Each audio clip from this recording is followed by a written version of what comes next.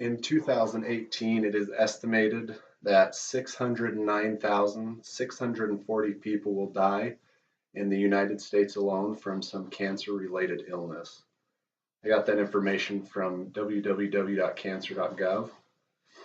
Most people know someone that has had some sort of contact with this bad disease. Some of the most common types would be leukemia, colon cancer, skin cancer, which is like melanoma. There's also colon cancer, a number of different types. I mean, you have lung cancer from smoking, all of that.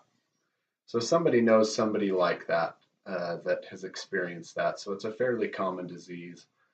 One thing that all of these diseases have in common is that they can be treated with chemotherapy or radiation. One of them that we're going to focus more on at this point is going to be chemotherapy. In 2004, I was diagnosed with Hodgkin's lymphoma, which is a type of cancer that affects your lymph nodes. And with this, what I had to go through after this diagnosis is I had 6 months of chemotherapy that I had to go through. And that was usually a treatment through IV every other week for 6 months. And then after that, I did radiation, which was more of a spot treatment to the chest for 3 months. Throughout the rest of my speech, I'm going to kind of break it up into 3 different sections.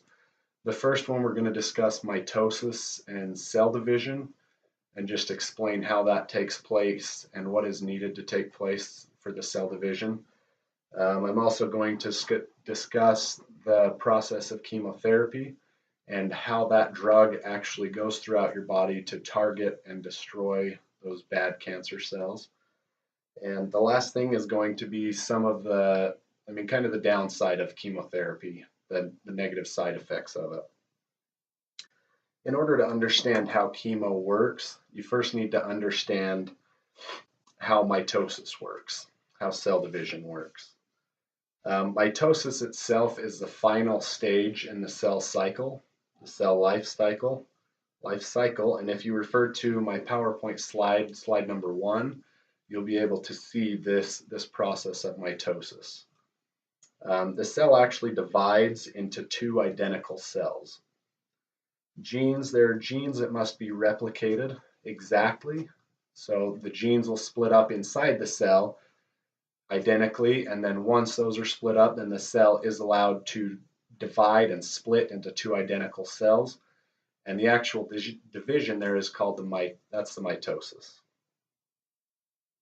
I did get some of that information from cancerresearchuk.org.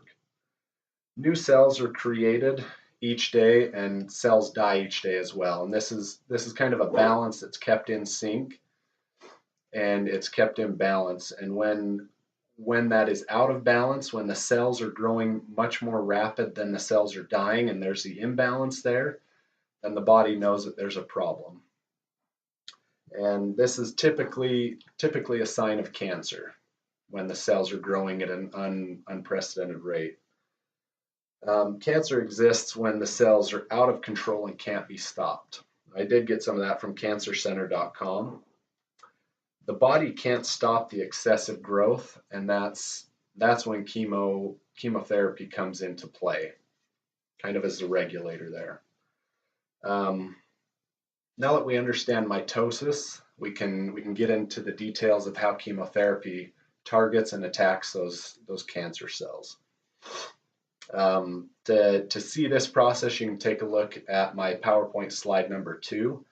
It shows kind of the process up the top of a healthy cell and how that divides, and then the path down below shows the process of unhealthy cells reproducing out of control without any sort of regulation, and that's kind of your cancer cells, and then it shows the chemotherapy, which we'll discuss that process later. So there are a few chemo works and targets cancer cells, and the way that it does that is through mitosis. It sees those cells that are rapidly growing and they do not experience something called contact inhibition. What that is normal cells, when they grow, when they divide, when they come into contact with other like cells, they stop. They stop their division, they don't grow anymore. Cancer cells don't experience that contact inhibition.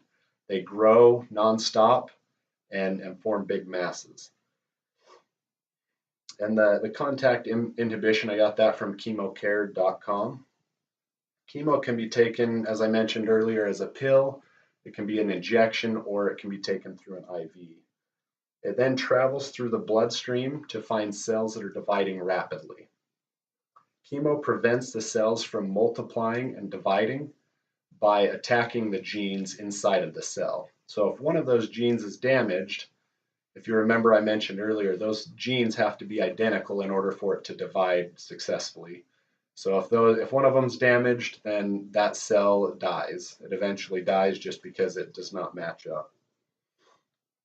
Chemo, as I mentioned, chemo is a blanket treatment. So that does just go throughout the body and destroys any rapidly dividing cells that it finds. It does stop rapid cell division. It's awesome for cancer treatment, but is there a downside to it? I think there is. Chemo targets dividing cells, like I mentioned, and hopefully, I mean, when that's happening, you hope it's cancerous cells, but that's not always the case. There are a lot of other cells that divide rapidly, that such as hair follicles, red blood cells, bone marrow, and reproductive cells.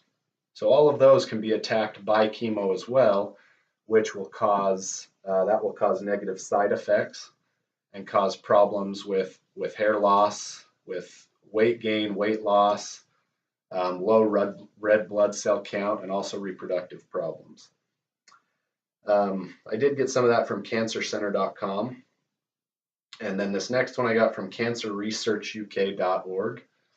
And what that is as the cells are damaged, as soon as you stop your chemo treatment, those cells can be repaired by the healthy cells that still exist in the body. Mitosis, in short, chemo is effective for targeting rapidly dividing cells. Sometimes the collateral damage of that is some of these other hair loss, reproductive problems, and other issues we mentioned. The upside to that is the chemo can kill the cancer cells because it does destroy the genes and stop those from dividing.